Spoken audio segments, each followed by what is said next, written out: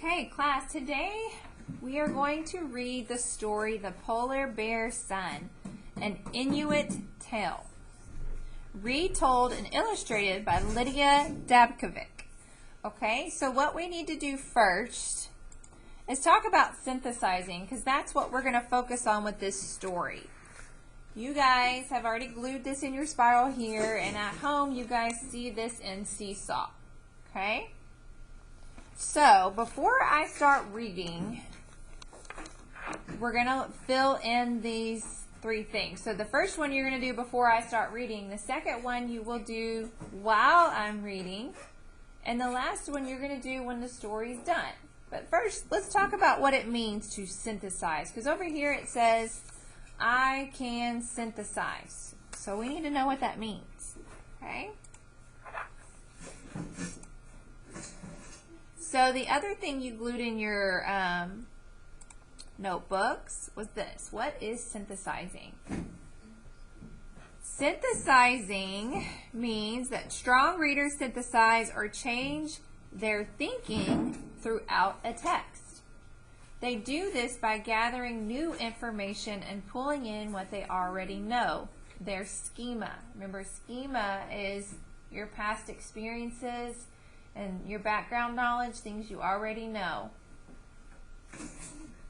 Okay? So, the reason they have this puddle is that's what you can think of when you think of synthesizing. When that water drops down in the center of that puddle, it has one tiny ring, and then it builds out and gets bigger and bigger, right? The rings, the ripples in the water. Okay? So that's what you can think of when you're synthesizing. Okay? So the ripples represent how it gets bigger and bigger. Synthesizing means your knowledge of the story gets bigger and bigger. And at the end of the book, it's going to be that big circle where you know the most, right? Yes. Okay? You can also think of synthesizing like putting a big puzzle together. They're pieces that you keep adding that help you get the final big picture in the end, okay? So right now, if you look at the cover of the book,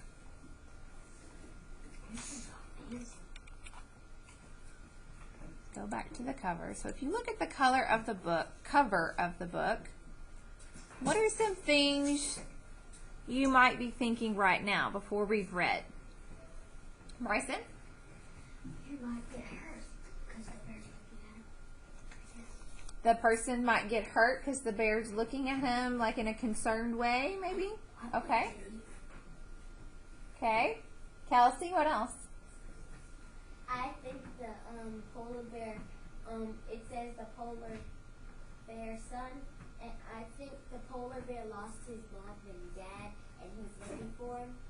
Oh, that's a good one. She said, because of the title, Polar Bear's Son, the polar bear might have lost his or her mom or dad, and he's looking for them. Okay? Allie, what do you think? I think I was thinking that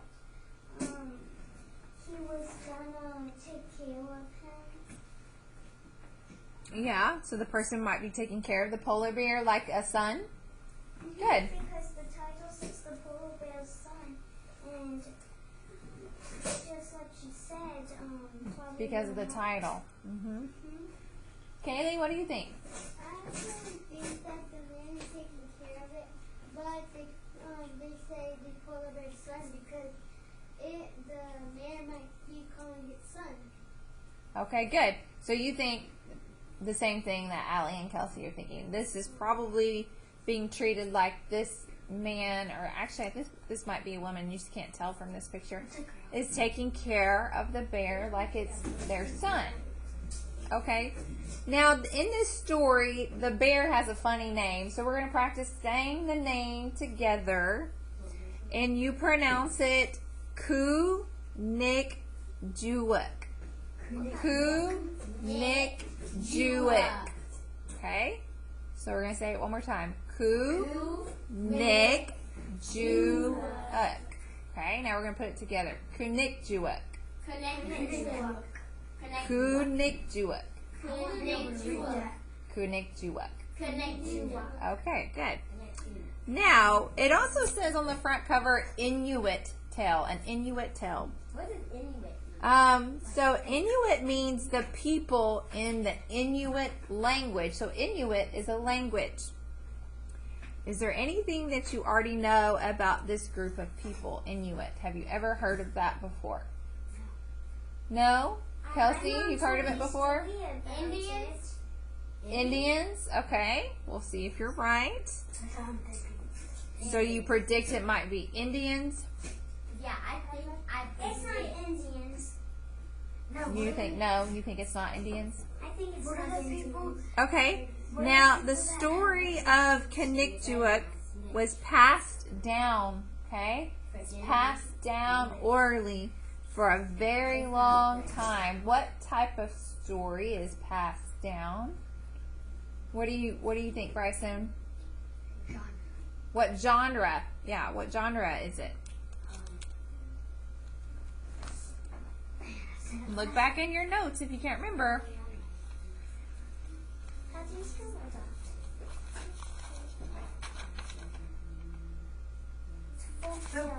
Folk tales, yes. Remember back, we put this in our journals. Stories that are passed down from generation to generation. Folk tale. By word of mouth or oral tradition. Okay? So this is a folk tale because it's been passed down. Okay? Now, so we're going to start reading, but first, I want you to go ahead and write what you think, what you just told me, underneath this first flap. At first, I was thinking, and underneath the flap, write down what you think about the book. Okay? It could be anything. You're really just predicting, right? You're predicting what it might be about. And then synthesizing means that puddle starts to get bigger and bigger. The ripple or the puzzle gets bigger and bigger. Okay?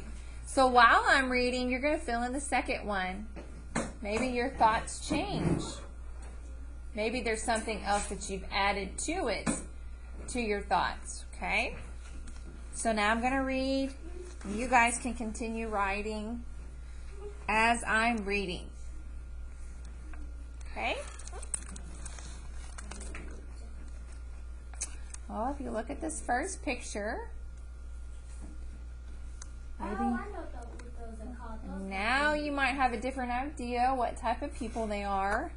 Snow dogs. No, what are the people with the that live in the snow with the pigs? Eskimos. I know what they are. Okay. Way up north, all alone in a little hut at the edge of an Inuit village, there lived an old woman. Kelsey, shh. She had no family, no strong sons to hunt for her. The old woman tried to fend for herself by fishing and gathering seeds and berries, but often she was unsuccessful and had to depend on her neighbors for food. And there she is. So that was a frog cover. One day, out on the ice, the old woman found a little white polar bear cub. His mother must have been killed, the old woman thought. And now you could be getting more thoughts about the bear or the woman. So she took him home.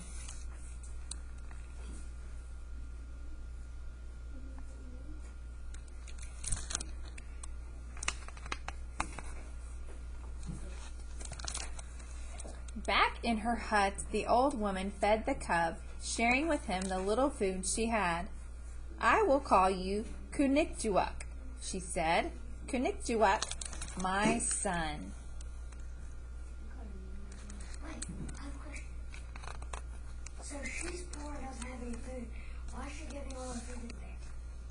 She's just being kind. She must love him and really want a son, maybe. She's lonely. Okay? Kunikjuak was happy with the old woman. He was a friendly, round, and fluffy little bear, and the children of the village loved to play with him. tumbling about and sliding on the snow.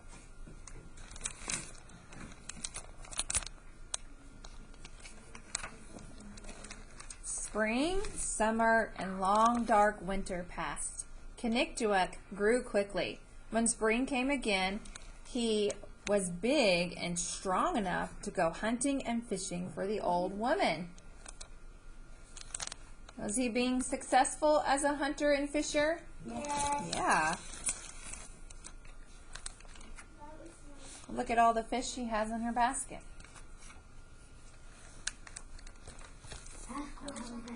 Soon the old woman had plenty of meat and fish to eat, furs to keep her warm, and blubber for cooking. And, as is the custom of the Inuit, she shared every good catch with the bear and the whole village. "Come," called the old woman proudly, "there's more than enough for all of us."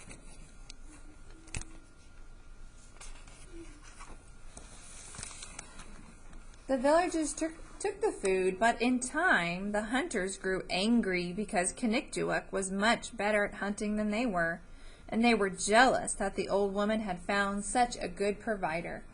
They decided to kill Kinnictuak, but the children overheard the hunters' plan and ran to warn the old woman.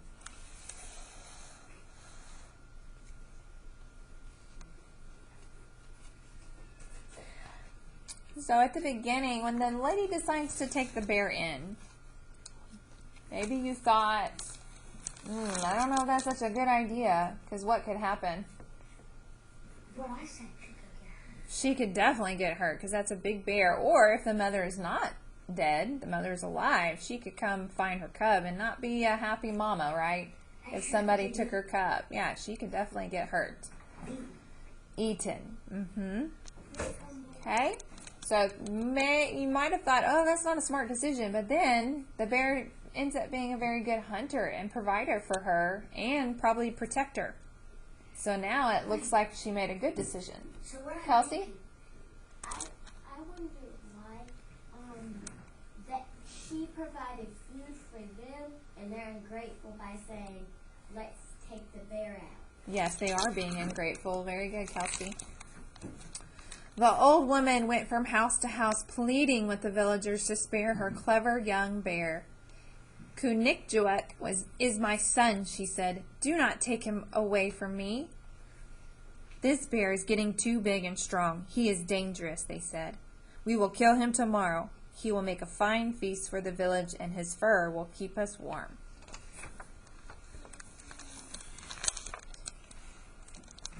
The old woman rushed back home. She told Kinnictuak that he had to leave at once.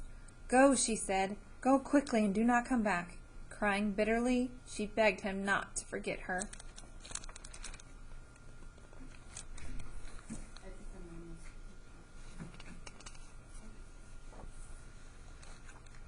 So, Kinnictuak left. Sadly, the old woman and the children watched him disappear into the distance.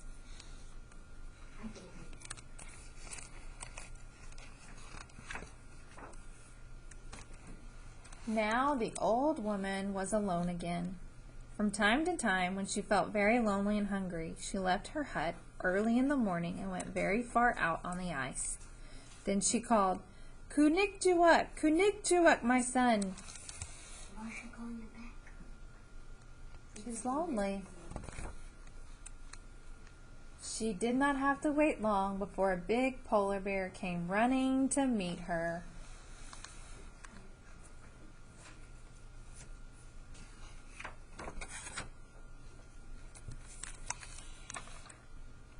It was Kinnictuak, big and strong and sleek and glossy.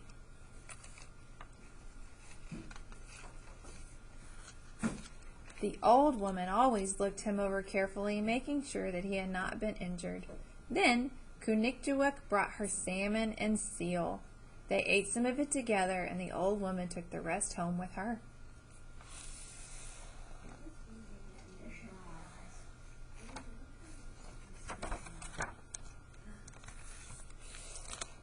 This went on for many years, and up to this day, the Inuit tell the story of the faithful bear Kunikjuak and the old woman who brought him up.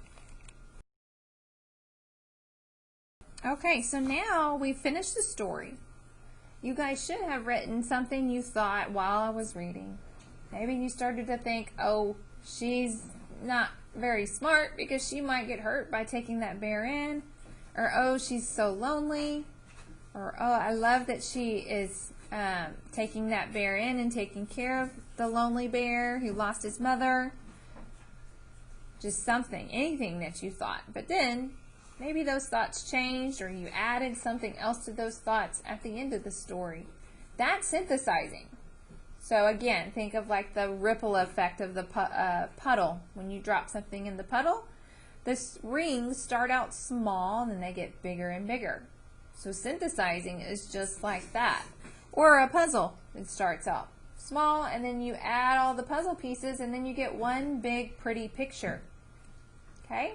Now your picture is complete because you've read the story. Kelsey, do you want to share what you wrote? On the first one and the second one? Sure. And the last if you already have it. Not yet. Okay, go ahead. This one, I think by the title, I think it's about a polar bear who lost he or she, mom and dad. His or her mom or dad. Good. So she thought in the beginning it's a polar bear who lost his or her mom or dad. I think I think the polar bear will get very, very big and strong. That was your second thought? Okay, so then you saw that she took him in and you thought, oh, the bear is going to get big and strong. And then after reading, what did you think? Me?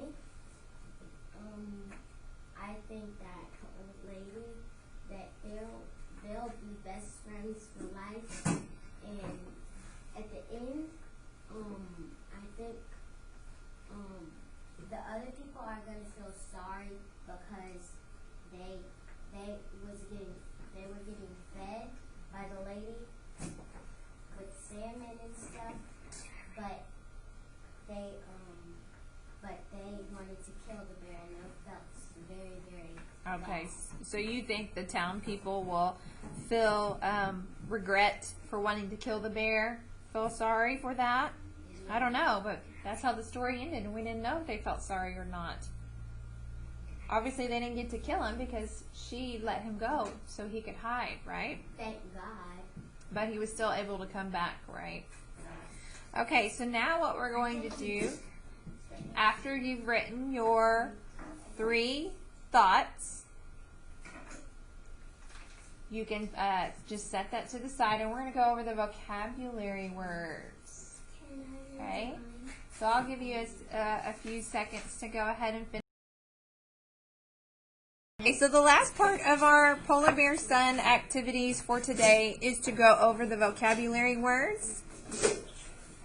So Inuit was the people in the story, right? So these type of people are from northern Canada and parts of Greenland and Alaska. Okay? So when you think of Inuit, you can think of people that live in northern Canada, which is right above the United States, Greenland and Alaska.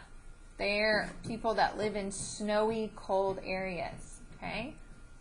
Fend means to look after and provide for oneself without any help from others. So in the book it says, the old woman tried to fend for herself by fishing and gathering seeds and berries. So she's having to look after herself and take care of herself. She has nobody there to help her. Okay? Depend means rely on. Okay? But often she was unsuccessful and had to depend on her neighbors for food. So that means she had to rely on her neighbors, right? Depend. Have y'all heard that word before? Yes. Yes. I depend on my children to make their beds and clean their room, so I don't have to. So I depend on them, okay? Pleading. To beg. To beg. Okay, so in the story, let's see where they use that word.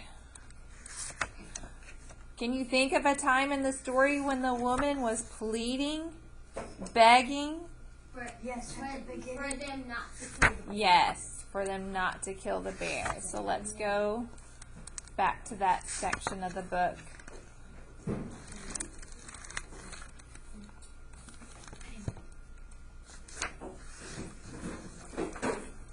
Okay, the old woman went from house to house pleading with the villagers to spare her clever young bear. So she's pleading and begging the villagers not to take the bear's life.